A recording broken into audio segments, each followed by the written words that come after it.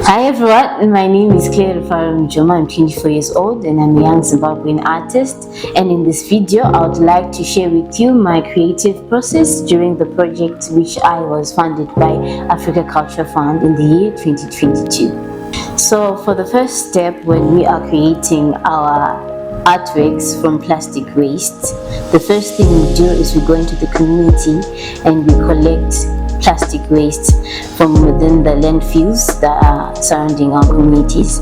The next step would be to clean and sort out our plastic waste according to the quality of the plastic.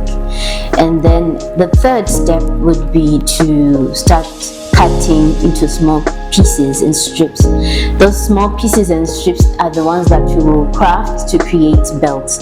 Those belts are the ones that we will weave to create a final piece. So when I started this project, I was glad to have recruited a few young individuals who have been helping me create these artworks and helping me collect from my environment the plastic waste that we are producing to become functional art pieces. And by doing so, this creative project is a time-consuming project and it requires a lot of concentration and dedication. Before we start crafting, we have our certain designs, and when we are about to design, we usually consider the type of plastic, the colors, the color combinations we want to use to come up with a beautiful and presentable piece of artwork. So when we are weaving, we use plastic material as well.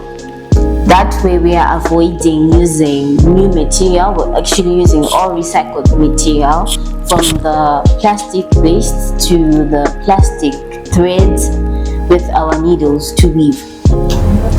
And everything is 100% recycled material. So why I chose plastic waste as a material to use in my artworks, in my project, the reason being that when we are in the community, in the environment, we realize that plastic waste is non-degradable. It lasts long in the environment. So that one is an advantage when we use plastic waste. Why? Because it's durable. It lasts longer than we expect and it's non-degradable. I'm proud to have had clients that are satisfied for years now. They actually tell me that they still have those products and they are functioning very well in their households. And we're actually planning to create more of those materials whereby everyone accepts and is proud to be making an impact to changing the way we treat our plastic in the household. We always usually throw our plastic in the bin or just throw it in the landfills, and unfortunately in my country we actually have situations whereby we have problems with waste management, plastic being one of the major wastes we find in the environment. The greatest advantage of using plastic as a media is the fact that it's very flexible. You can create whatever you want in whatever form. For example, we have created functional pieces like tables, chairs, and some artworks, installations, sculptures as well, and they are very well presented and they look very nice in the environment, especially when we have placed some of them in some open spaces. We have created public bins using that plastic waste, and we've placed them in the nearest galleries.